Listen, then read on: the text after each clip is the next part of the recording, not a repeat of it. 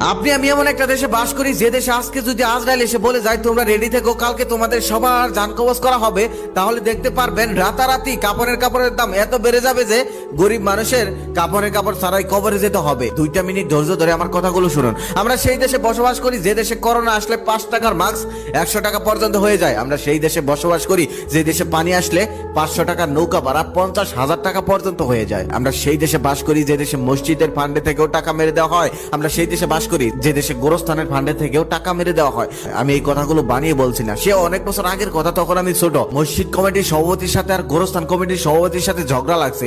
একজন আরেকজনকে বলতেছে আপনি মসজিদের ফান্ডে থেকে টাকা মেরে খেয়েছেন, আবার আরেকজন বলতেছে আপনি গোরস্থানের ফান্ডে থেকে টাকা মেরে খেয়েছেন। আমি এই কথাগুলো শুনে অবাক হয়েছিলাম, কারণ আমি সেই পর্যন্ত জানতাম গোরস্থান থেকে কোনো চোরচুরি করে না, মসজিদ থেকে কোনো চোরচুরি করে না। আমি সেদিন অনেক অবাক হয়েছিলাম। 7 বন্ধু মিলে পানি দেখতে গেল ঘুরতে, যাওয়ার পর মোটর সাইকেলটা তারা রাস্তার পাশে রেখে নৌকা দিয়ে গেল পানির মাঝখানে। সেখানে যাওয়ার পর একটা বন্ধুকে ধাক্কা দিয়ে ফেলে দিল। ফেলে দেওয়ার পর ওদিকে দেখতেছে তাদের মোটর সাইকেল পানিতে নিয়ে যাচ্ছে, প্রায় মানে যেখানে রেখে এসেছে সেখানে ভেঙে যাচ্ছে, আর কিছুক্ষণের মধ্যে ভেঙে পড়বে, মোটর সাইকেলও সেখানে পড়ে যাবে। এটা দেখে তারা তাদের বন্ধুকে উদ্ধার না করে চলে গেল মোটর সাইকেল উদ্ধার করতে। এদিকে তার বন্ধুটা আকুতি মিনতি করলো, হাত বাড়ালো, তবে কেউ শুনলো না। নৌকার মাঝিটা যখন নৌকা ঘুরিয়ে তাকে আনার জন্য যেতে চাইলো, তখন তারা তাকে যেতে দিল না। তারা বলল আগে আমাদের মোটর সাইকেল উদ্ধার কর, তারপরে সে তাকে নিয়ে যাক। তারপর তারা পারে গিয়ে মোটর সাইকেল চালিয়ে সবাই চলে গেল, বন্ধুকে ফেলে।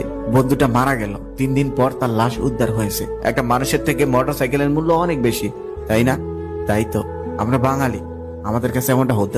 আপনি আমি এমন একটা দেশে বাস করি যে দেশে আজকে যদি আজরাইল এসে বলে যায় তোমরা রেডি থেকো, কালকে তোমাদের সবার জান কবজ করা হবে, তাহলে দেখতে পারবেন রাতারাতি কাপড়ের দাম এত বেড়ে যাবে যে গরিব মানুষের কাপড় ছাড়াই কবরে যেতে হবে। 2টা মিনিট ধৈর্য ধরে আমার কথাগুলো শুনুন। আমরা সেই দেশে বসবাস করি যে দেশে করোনা আসলে 5 টাকার মাস্ক 100 টাকা পর্যন্ত হয়ে যায়। আমরা সেই দেশে বসবাস করি যে দেশে পানি আসলে 500 টাকার নৌকা ভাড়া 50,000 টাকা পর্যন্ত হয়ে যায়। আমরা সেই দেশে বাস করি যে দেশে মসজিদের ফান্ডে থেকেও টাকা মেরে দেওয়া হয়। আমরা সেই দেশে বাস করি যে দেশে গোরস্থানের ফান্ডে থেকেও টাকা মেরে দেওয়া হয়।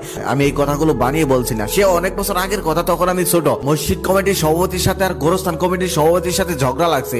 একজন আরেকজনকে বলতেছে আপনি মসজিদের ফান্ডে থেকে টাকা মেরে খেয়েছেন, আবার আরেকজন বলতেছে আপনি গোরস্থানের ফান্ডে থেকে টাকা মেরে খেয়েছেন। আমি এই কথাগুলো শুনে অবাক হয়েছিলাম, কারণ আমি সেই পর্যন্ত জানতাম গোরস্থান থেকে কোনো চোরচুরি করে না, মসজিদ থেকে কোনো চোরচুরি করে না। আমি সেদিন অনেক অবাক হয়েছিলাম। 7 বন্ধু মিলে পানি দেখতে গেল ঘুরতে, যাওয়ার পর মোটর সাইকেলটা তারা রাস্তার পাশে রেখে নৌকা দিয়ে গেল পানির মাঝখানে। সেখানে যাওয়ার পর একটা বন্ধুকে ধাক্কা দিয়ে ফেলে দিল। ফেলে দেওয়ার পর ওদিকে দেখতেছে তাদের মোটর সাইকেল পানিতে নিয়ে যাচ্ছে, প্রায় মানে যেখানে রেখে এসেছে সেখানে ভেঙে যাচ্ছে, আর কিছুক্ষণের মধ্যে ভেঙে পড়বে, মোটর সাইকেলও সেখানে পড়ে যাবে। এটা দেখে তারা তাদের বন্ধুকে উদ্ধার না করে চলে গেল মোটর সাইকেল